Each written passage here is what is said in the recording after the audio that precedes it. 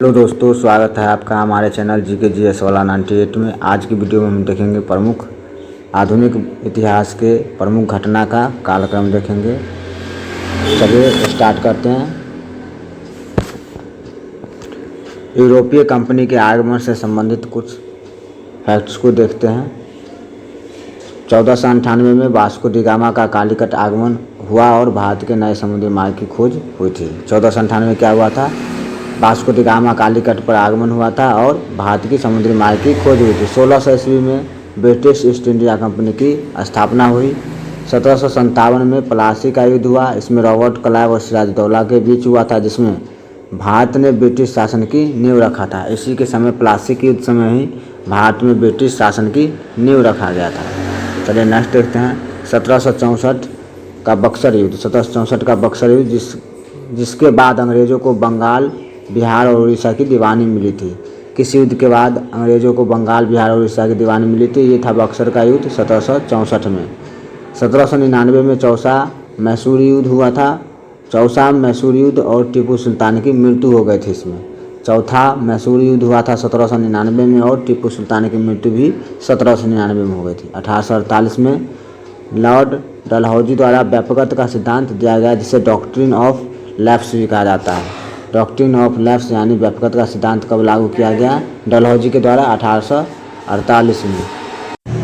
वहीं नेक्स्ट बात करते हैं स्वतंत्रता संग्राम की शुरुआत जो है 19वीं सदी में हुई थी। इससे संबंधित 1857 है फर्स्ट। 1857 का महान विद्रोह, जिसे सैनिक विद्रोह भी कहा जाता है, मंगल पांडे द्वारा बैरकपुर में इसकी शुरुआत हुई थी। 1857 का विद्रोह।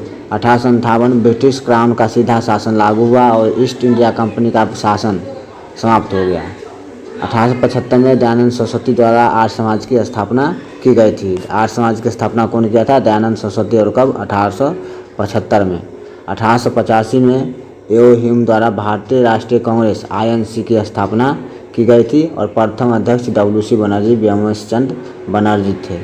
1885 में भारतीय राष्ट्रीय कांग्रेस की स्थापना हुई। इस समय प्रथम अध्यक्ष बने व्योमेश चंद्र बनर्जी, जिससे WC बनर्जी भी कहा जाता है।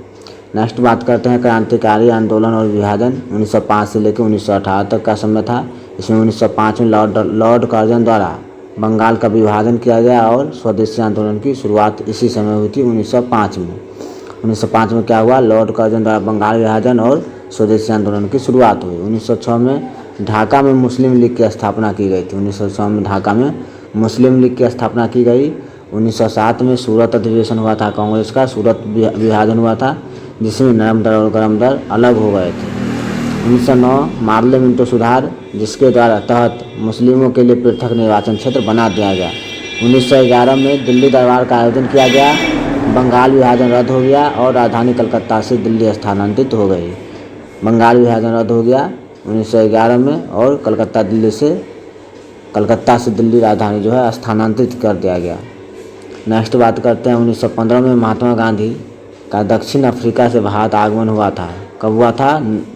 9 जनवरी 1915 को महात्मा गांधी का दक्षिण भारत से आगमन हो गया था। 1916 में कांग्रेस और मुस्लिम लीग के बीच लखनऊ समझौता हुआ था और होम लीग की स्थापना इसी समय हुई। गांधीवादी युग और जन आंदोलन 1917 से 1939 का समय है। इसमें जो फैक्ट्स है उसको देख लेते हैं। 1917 गांधी जी का भारत में पहला सफल सत्याग्रह था, जो कि चंपारण सत्याग्रह था 1917 में। गांधी जी का भारत में पहला सफल सत्याग्रह चंपारण सत्याग्रह कब हुआ? 1917 में। 1919 में जलियांवाला बाग हत्याकांड हुआ था, जो कि 13 अप्रैल का दिन था और रॉलेट एक्ट का विरोध इसी समय किया गया। जलियांवाला बाग हत्याकांड और रॉलेट एक्ट का विरोध 1919। 1920 में गांधी जी द्वारा असहयोग आंदोलन और खिलाफत आंदोलन की शुरुआत की गई। असहयोग आंदोलन और खिलाफत आंदोलन की शुरुआत कब हुई? 1920 में। 1922 में चौरा चौरी घटना हुआ था, चौरा चौरी कांड। इसके कारण असहयोग आंदोलन वापस ले लिया गया था। चौरा चौरी कांड के कारण असहयोग आंदोलन वापस ले लिया गया था। कब? 1922 में। 1923 में मोतीलाल नेहरू और चित्तरंजन दास द्वारा स्वराज पार्टी की स्थापना की गई थी। मोतीलाल नेहरू और चित्तरंजन दास को ही CR दास भी कहा जाता है। 1928 में साइमन कमीशन का आगमन हुआ था, भारत आगमन, और लाला लाजपत राय पर लाठीचार्ज भी 1928 में साइमन कमीशन के आगमन के समय हुआ था। 1929 कांग्रेस का लाहौर अधिवेशन, इसमें पूर्ण स्वराज की मांग रखी गई थी। 1930 में दांडी मार्च, 6 मार्च और सविनय अवज्ञा आंदोलन की शुरुआत भी इसी समय हुई थी। दांडी मार्च की शुरुआत 6 मार्च को हुई थी 1930 में और सविनय अवज्ञा आंदोलन की शुरुआत भी 1930 में ही हुई थी। 1931 में गांधी इरविन समझौता और भगत सिंह, सुखदेव और राजगुरु की फांसी दे दी गया था। गांधी इरविन समझौता 1931 में हुआ था। भगत सिंह, राजगुरु और सुखदेव को फांसी कब हुआ था? 1931 में ही। 1932 की बात करें तो इसमें महात्मा गांधी और BR अम्बेडकर के बीच पूना पैक्ट हुआ था। 1935 में भारत सरकार अधिनियम 1935 पारित हुआ, जिससे प्रांतीय स्वतंत्रता मिली थी। स्वतंत्रता की ओर कदम। अब 1940 से लेकर 1947 तक की बात करेंगे। 1940 में मुस्लिम लीग द्वारा पाकिस्तान और का प्रस्ताव पारित किया गया और अगस्त प्रस्ताव की घोषणा की गई थी। अगस्त प्रस्ताव 1940 में आया था और मुस्लिम लीग द्वारा पाकिस्तान की भी मांग 1940 में की गई थी। 1942 में क्रिप्स मिशन का भारत आगमन हुआ और गांधी जी द्वारा भारत छोड़ो आंदोलन शुरू हुआ था, जिसमें करो या मरो का नारा दिया गया था। 1943 की बात करें तो नेताजी सुभाष चंद्र बोस द्वारा आज़ाद हिंद फौज की कमान संभाली थी। इसमें नेताजी सुभाष चंद्र बोस ने 1943 में। नेक्स्ट बात करते हैं 1946 कैबिनेट मिशन। 1946 में कैबिनेट मिशन का भारत आगमन हुआ था और अंतरिम सरकार का गठन भी कैबिनेट मिशन के तहत हुआ था 1946 में।